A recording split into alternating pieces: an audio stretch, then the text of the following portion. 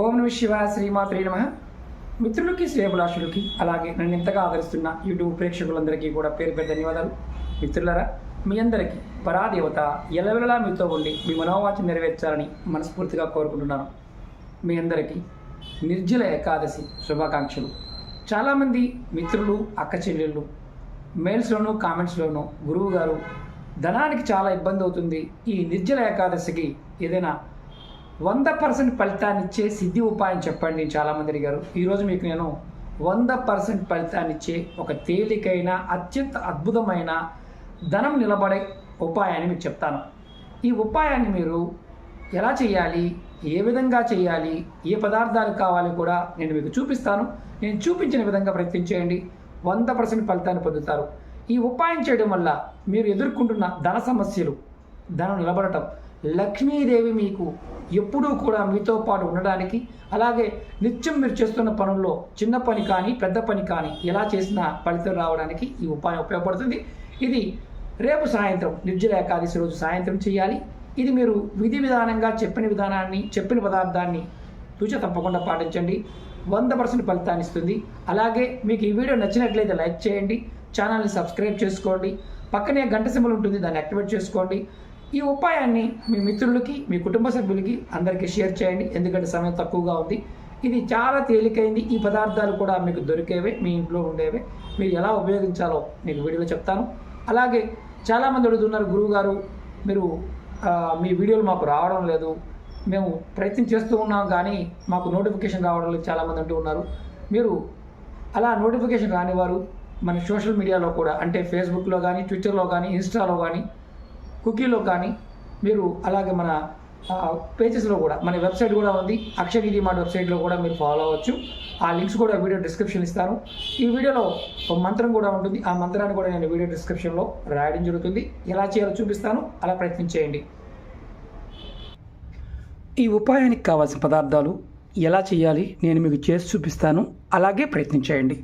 ఎందుకంటే ఈ నిర్జల ఏకాదశి మనం కోరిన కోరికని త్వరగా తీర్చగలిగే సామర్థ్యం ఉంటుంది. తంత్రశాస్త్రంలో మనం కొన్ని తేలికైన పదార్థాల ద్వారా ఆ సమయంలో ఆ క్రియ చేయటం వల్ల ఫలితం అనేది వస్తుంది. ఈ ఉపాయాన్ని మీరు నిర్జల ఏకాదశి సాయంత్రం చేయాలి. మీరు ఇష్టదైవం దగ్గర, లక్ష్మీదేవి దగ్గర మామూలుగా దీపారాధన చేస్తారు కదా, అలాగే మీ ఇంట్లో కనుక ఈ పదార్థాన్ని ఉంచి ఎక్కడ చేయాలో చెప్తాను, అలాగే చేయండి. మీరు లక్ష్మీదేవి ఎప్పుడూ కూడా మీ ఇంట్లో స్థిర నివాసం ఉండాలి అనుకునేవారు ఖచ్చితంగా ప్రయత్నించేయండి. ఖచ్చితంగా లక్ష్మీదేవి స్థిర నివాసం ఉంటుంది. అలాగే ఇంకా ఎటువంటి సమస్యలైనా, మీరు ఇబ్బందులు కానీ సమస్యలు కానీ బాధపడుతూ ఉన్నా, గ్రహదోషాలతో బాధపడుతూ ఉన్నా, ఈ ఉపాయం చేయడం వల్ల మీకు ఖచ్చితంగా మీ సమస్యల నుంచి, ఇబ్బందుల నుంచి బయటపడి, అలాగే సమస్యలు ఉన్నా కానీ తొలగిపోతాయి. అంటే ఇబ్బందుల నుంచి బయటపడతారు, సమస్యల నుంచి కూడా బయటపడతారు. అలాగే ప్రతి కోరిక, మీ మనసులో ఉన్న ప్రతి కోరిక నెరవేరే మార్గాలు మీకు తేలికగా కనిపిస్తాయి. అలాగే ధనరాబడి పెరుగుతుంది. ఈ ఉపాయాన్ని ఆడవారైనా మగవారైనా చేయవచ్చు. ఆడవారు నెలసరి సమయం ఉన్నప్పుడు మాత్రం ట్రై చేయవద్దు. ఈ ఉపాయాన్ని నెలసరి సమయంలో మాత్రం పొరపాటున కూడా చేయవద్దు. ఈ ఉపాయాన్ని మీరు సాయంత్రం 6 నుండి రాత్రి 9 లోపు చేయాలి. అంటే రేపు సాయంత్రం, అంటే నిర్జల ఏకాదశి రేపు సాయంత్రం 6 నుండి 9 లోపు మాత్రమే చేయండి. ఈ ఉపాయాన్ని మీరు ఖచ్చితంగా స్నానం చేసిన తర్వాత మాత్రమే చేయాలి. ఈ ఉపాయానికి కావాల్సింది ఒక 5 తామర పూసలు, అంటే తామర గింజలు 5 కావాలి. ఇవి పూజా వస్తువుల షాపుల్లో ఎక్కడైనా దొరుకుతాయి, కాస్ట్ కూడా కాదు. అలాగే మీ ఇంట్లో కంపల్సరిగా ఇలా వెంకటేశ్వరుడు, లక్ష్మి, అంటే ఇలాగే ఉండాలి రూల్ లేదు, అంటే వెంకటేశ్వర స్వామి ఉన్న, లక్ష్మీదేవి ఇద్దరు కలిసి ఉన్నదైనా పర్వాలేదు.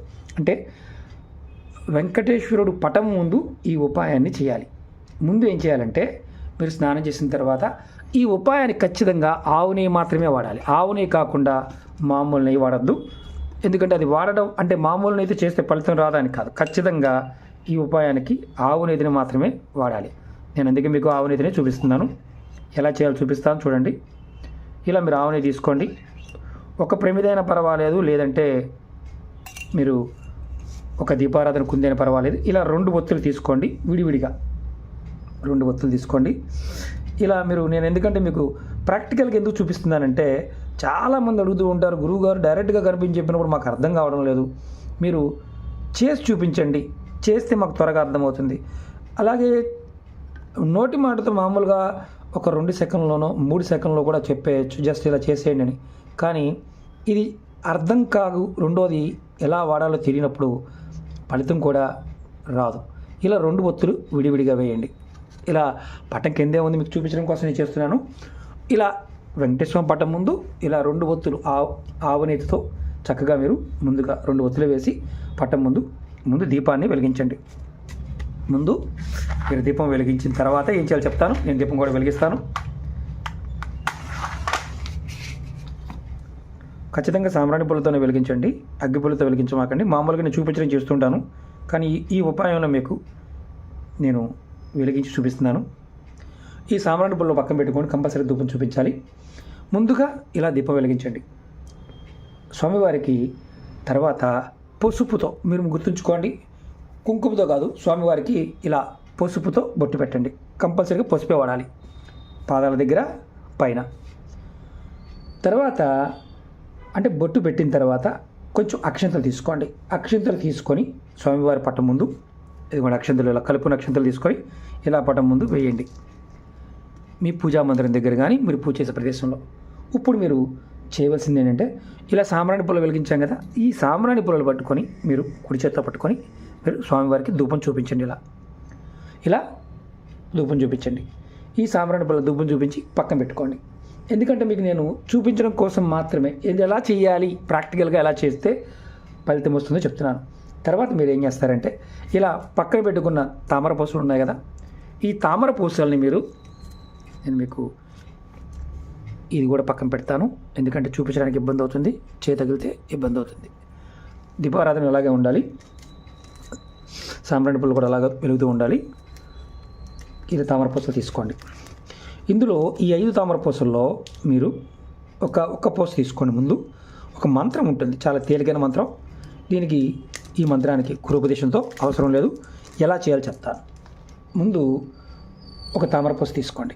ఇలా మీ కుడి చేత్తో పట్టుకొని మీ మనసులో ఉన్న కోరికలు చెప్పుకోండి. తర్వాత నేను ఈ మంత్రాన్ని చెప్తాను, ఈ మంత్రాన్ని వీడియో డిస్క్రిప్షన్లో కూడా పెడతాను. ఒక 5 సార్లు మనసు తలుచుకోండి. అలాగే తలుచుకొని స్వామివారి పటం ముందు ఇలా పెట్టండి. ఇలా మనం అక్షంతలు వేసాం కదా, అక్కడే పెట్టండి. మంత్రం వచ్చేసి, మంత్రం ఇలా పట్టుకోండి. ఓం క్లీం శ్రీం లక్ష్మీనారాయణాయ నమః. ఓం క్లీం శ్రీం లక్ష్మీనారాయణాయ నమః. ఈ మంత్రాన్ని మీరు 5 సార్లు అనుకొని మీరు తామరపూసని స్వామివారి ముందు పెట్టండి. అలాగే 2వ తామరపూస తీసుకోండి. ఇలాగే చేత్తో పట్టుకొని 5 సార్లు మంత్రాన్ని మనసులో తలుచుకొని స్వామివారి ముందు ఇలా పెట్టండి, పట్టం ముందు పెట్టండి. ఇలా 5 తామరపూసలను కూడా మీరు 5 సార్లు మంత్రం, ఒక్కొక్క తామరపూసకి 5 సార్లు తలుచుకొని దేవుడి ముందు ఇలాగే పెట్టండి. తర్వాత మీరు ఏం చేస్తారంటే, 2వ రోజు ఇంకా మీరు తర్వాత నైవేద్యం కానీ ఇంకేం పెట్టాల్సిన అవసరం లేదు. 2వ రోజు ఉదయం స్నానం చేసిన తర్వాత మీరు దేవుడి ముందు పెట్టిన ఈ తామరపూసల్ని, ఈ 5 తామరపూసల్ని కూడా మీరు చూపించాను కదా, ప్రెస్సింగ్ బ్యాగ్, చిన్న ప్రెస్సింగ్ బ్యాగ్, ఇలాంటి బ్యాగ్లో చూపిస్తాను. ఇలాంటి దాంట్లో ఈ 5 తామరపూసలు వేసుకోండి. దేవుడి దగ్గర పెట్టినవి. మీరు మామూలుగా లక్ష్మీ పూజ చేసుకోవచ్చు, మిగతా పూజలు చేసుకోవచ్చు, నారాయణ పూజ చేసుకోవచ్చు. కానీ పర్టికులర్గా ఇది మంచి ఫలితాన్ని ఇచ్చే ఉపాయం కాబట్టి మీకు నేను ప్రాక్టికల్గా ఎలా చేయాలో కూడా చూపిస్తున్నాను.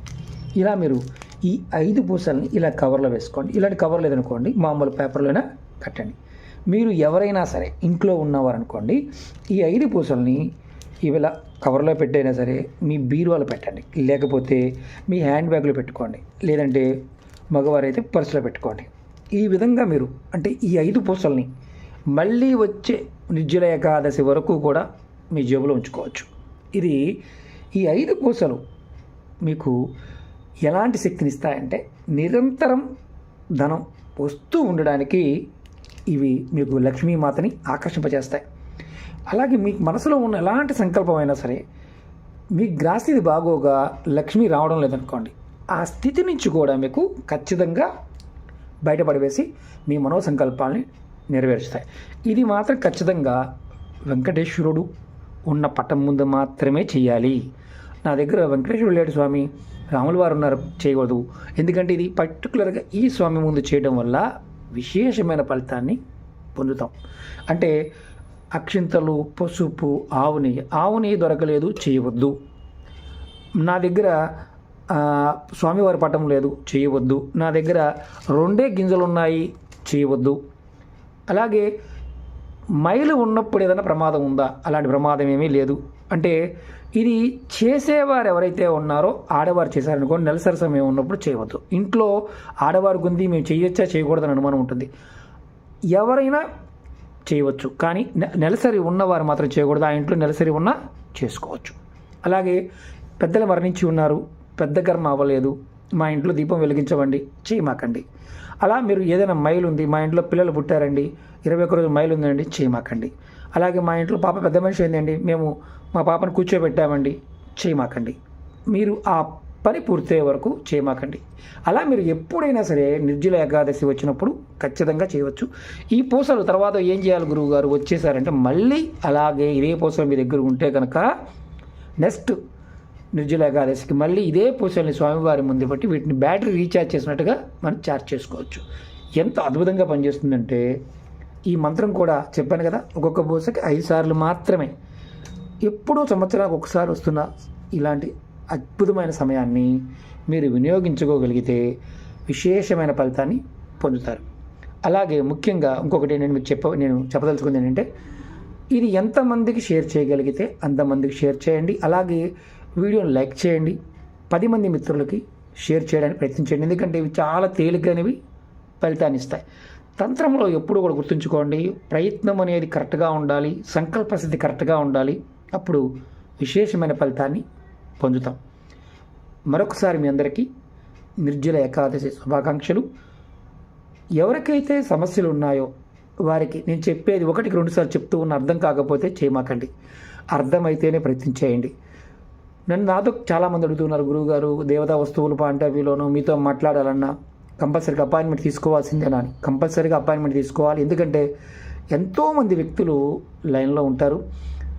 అందరితో మాట్లాడాలంటే కొంతమంది సరదాగా కూడా ఫోన్ చేసేవారు ఉంటారు. కాబట్టి కంపల్సరీగా అపాయింట్మెంట్ తీసుకోవాలి. అపాయింట్మెంట్ డీటెయిల్స్ కూడా వీడియో డిస్క్రిప్షన్లో ఉన్నాయి.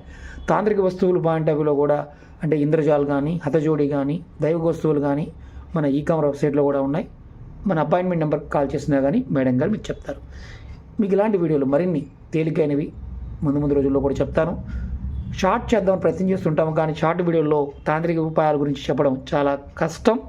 1కి 2 సార్లు ఎక్స్ప్లెయిన్ చేయాలి, ఏమాత్రం తేడా లేకుండా చెప్పాలి. అందుకే మీకు నేను ప్రయత్నపూర్వకంగా చూపిస్తున్నాను. ఓకే మిత్రులారా, మరొకసారి మీ అందరికీ ఆ అమ్మవారు పరాదేవత అనుగ్రహంతో మీ మనోవాంఛలు నెరవేరాలని మనస్ఫూర్తిగా కోరుకుంటున్నాను. ఓం నమః శివాయ, శ్రీమాత్రే నమః.